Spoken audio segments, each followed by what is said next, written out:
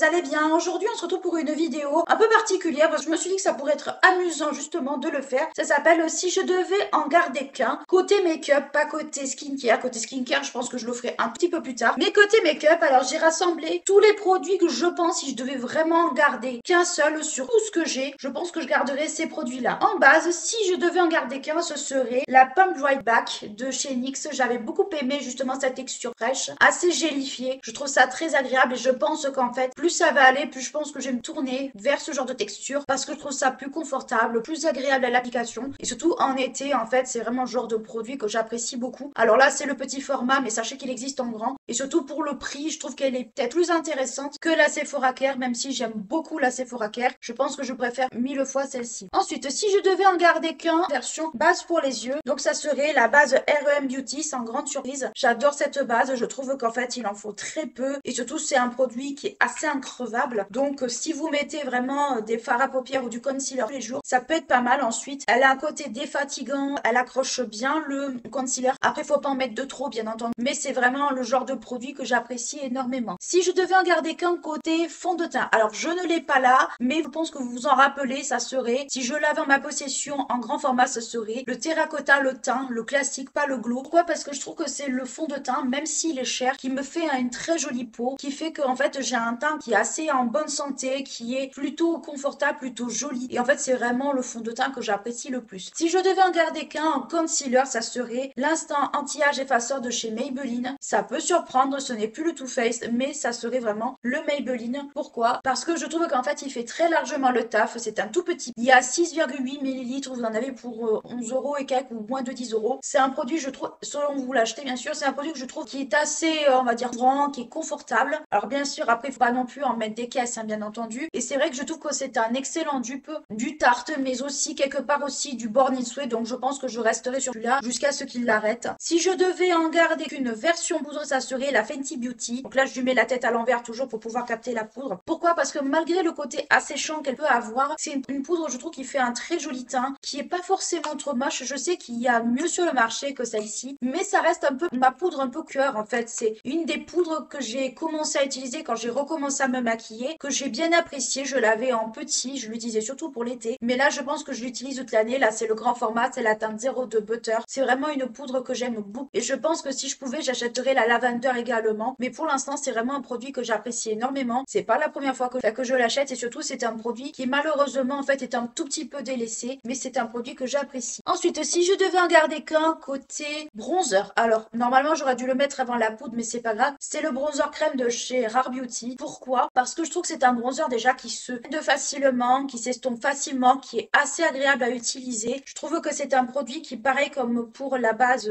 pour les yeux d'REM, est assez increvable. Donc c'est vrai que c'est un produit que j'apprécie beaucoup. Je crois qu'il y a des nouvelles teintes aussi qui sont sorties entre temps. Ça c'est dans les premières sorties que je l'ai acheté. Mais globalement c'est vrai que c'est un produit. Si je devais vraiment garder qu'un seul bronzer, je pense que ça serait celui-là. Si je devais garder qu'un seul blush, alors je vais un peu tricher. Vous m'en voudrez pas pour le coup, mais après tout, c'est moi qui fixe les règles. Ce seraient les blushs NYX et ceux en particulier de la palette Sabrina. Pourquoi? Parce que, alors tout simplement, alors j'ai hésité à la garder soit pour les yeux, soit pour les blushs, mais tout simplement parce que je trouve que c'est une palette assez complète. Là, il y a un corail que j'aime beaucoup, le rose, je le touche pas trop parce que c'est pas trop mon truc, mais le rose, je l'aime bien. Le highlighter, il est un peu foncé pour moi, mais surtout en fait ce blush là, je l'aime bien. Surtout quand vous avez pas envie de vous trimballer 50 blushs. Je trouve qu'une palette comme ça avec les couleurs et les blushs, l'highlighter, ça suffit amplement. Et surtout si vraiment je devais garder qu'un seul truc pour les blushs, c'est vraiment ça serait cette palette là avec justement les blushs en bas. Donc oui, je triche un petit peu, vous m'en voudrez pas, mais pour moi c'est un indispensable. Si je devais en garder qu'un côté sourcil, ça serait toujours chez NYX le Blade and Shade de chez NYX également. Alors dans la bonne teinte bien sûr parce que j'ai eu les yeux un peu plus gros que le ventre, mais j'adore la texture, j'adore en fait le côté crémeux, le côté un peu plaqué de donner. Alors c'est un côté plaqué qui est soft, hein. C'est pas un côté plaqué comme la pommade, mais c'est un produit que j'apprécie beaucoup. La seule chose que je regrette, c'est que le format, enfin le contenant soit pas plus grand, parce parce que ça c'est vraiment quelque chose que je vais liquider vite, me connaissant un minimum. Donc c'est vrai que c'est un produit que j'apprécie beaucoup. Je reviens vite fait sur le teint. Si je devais en garder qu'un côté highlighter, ce serait l'highlighter liquide de chez Rare Beauty. Donc ça on le met bien entendu avant la poudre. C'est la teinte Mesmerate. Pourquoi je le garderai? Parce que concrètement c'est un highlighter qui est léger, c'est un highlighter qui se voit à peine. Et comme vous n'avez pas envie d'être en mode boule à facettes, je trouve que c'est un très très bon compromis. Et surtout c'est un highlighter, je trouve, qui s'utilise beaucoup l'été. Enfin moi en tout cas, je sais que cet été je vais le ressortir. Et c'est un highlighter que j'apprécie énormément. Ensuite, si je devais en garder qu'un pour la palette, alors je pense que la Sabrina, vous y êtes peut-être un peu attendu, mais pour la palette, je pense pas que vous vous y attendez. C'est sans nul doute, je vais vous la montrer, j'ai toujours l'emballage. C'est la My Revival de chez Sephora en collaboration avec Richard. Pourquoi en fait je garderais cette palette si je devais garder qu'une seule palette sur toute la collecte de palettes que j'ai? Parce que tout simplement cette palette elle est extrêmement complète. Vous avez toutes les couleurs que j'aime, les marrons, le rouge, le orangé, le rose maintenant. Le rose je l'utilisais beaucoup moins, mais maintenant je pense savoir ce que je peux en faire. Donc cette palette franchement c'est une palette que j'adore, que honnêtement je ressors très peu parce que en fait j'ai pas envie de la terminer, mais c'est une palette que j'aime énormément et c'est une palette, je pense que c'est une palette que je garderai si je devais garder qu'un seul produit palette, mais vraiment palette,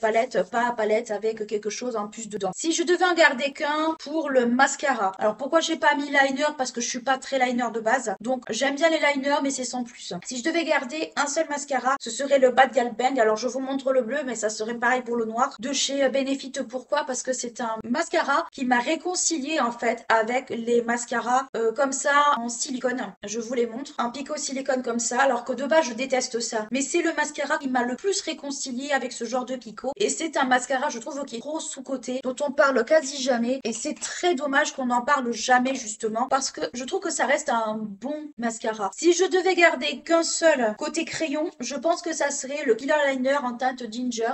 En Ginger ou Gingerbread? À chaque fois je me Gingerbread. Alors celui-là franchement ça fait un moment qu'il est discontinué, je sais pas ce qu'ils sont en train d'en faire, donc vraiment si je devais en garder qu'un de crayon ça serait vraiment celui-ci. Pourquoi? Parce que le orangé il est vraiment magnifique. Alors il est dans un état, je vous raconte pas, parce que je l'ai utilisé pendant un moment, et là c'est vrai que je pense plus à l'utiliser vu qu'il est discontinué, je l'économise pas mal. Mais si je vous le swatch, regardez-moi cette couleur, c'est un orangé un peu tiré vers le marron, mais c'est un orangé qui est vibrant, qui est magnifique, et on n'en trouve pas beaucoup des orangés comme ça. Sinon à défaut vraiment du orangé, ça serait le violet que j'apprécie énormément. Alors le violet, si j'arrive à garder son capuchon, ça serait bien, et que j'apprécie énormément, et que je trouve c'est des bons crayons malgré qu'ils aient augmenté les prix, mais ça reste un très très bon crayon que j'apprécie. Ensuite côté lèvres, alors côté lèvres, si je devais en garder qu'un côté rouge à lèvres, d'abord côté crayon, avant les rouges à lèvres, on va respecter l'ordre. Ça serait bien entendu le crayon universel transparent de chez Sephora. Je pense que c'est sans grande surprise. Pourquoi? Parce que pour moi, à partir du moment où on a ce genre de crayon dans sa trousse, en fait on n'a pas besoin d'acheter 50 crayons à lèvres. En fait déjà,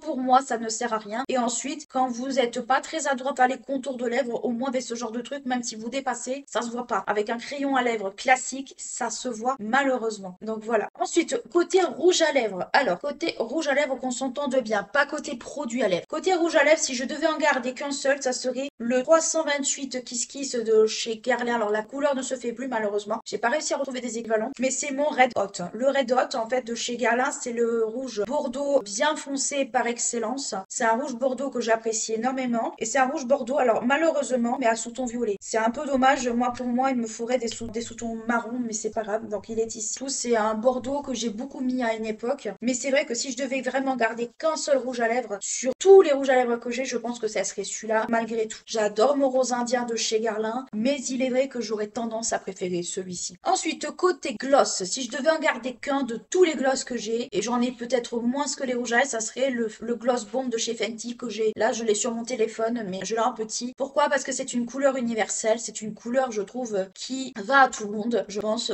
qui est englobante sur la bouche, qui est agréable, et c'est vraiment un des rares gloss je trouve pour lequel j'aurais tendance à racheter contrairement à d'autres. J'ai testé les Clinique, j'ai testé les Dior, j'en ai encore d'ailleurs des Dior, des gloss Dior j'ai testé les Nocibé, j'en ai testé beaucoup, j'ai testé les Sephora, mais je pense que celui que j'aime le plus ça reste le Fenty. C'est vrai que c'est pas le même budget, mais ça reste le Fenty. Pourquoi? Parce que le Fenty, comme je vous dis, c'est une couleur qui va à tout le monde. Moi je l'aime beaucoup. Quand je sais pas quoi me mettre sur les lèvres, il arrive très souvent que je me tourne vers celui-ci, ou que je me tourne vers un indispensable qui est tout aussi équivalent. Ensuite, si je devais en garder qu'un sur les produits, on va dire ton baume à lèvres, ça serait vraiment les Vital Stick de chez NYX, parce que je trouve qu'ils sont très hydratants, parce qu'ils m'ont sauvé les lèvres justement quand j'étais à Paris, que j'avais les lèvres toutes gercées, qui étaient en train de me tirer, de me faire mal, de saigner. Franchement, c'est le produit qui m'a le plus sauvé les lèvres, et vraiment merci NYX d'avoir conçu ces plats, parce que je les trouve très bien. Donc voilà pour mon petit tour d'horizon des produits de si je devais en choisir qu'un. J'espère que ça vous aura aiguillé, que ça vous aura plu, que cela vous aura intéressé. N'hésitez pas à liker, clocher la vidéo si elle vous a plu, à vous abonner à la chaîne si ce n'est pas encore fait. Moi, je vous fais d'énormes bisous. Je vous dis à bientôt. Ciao.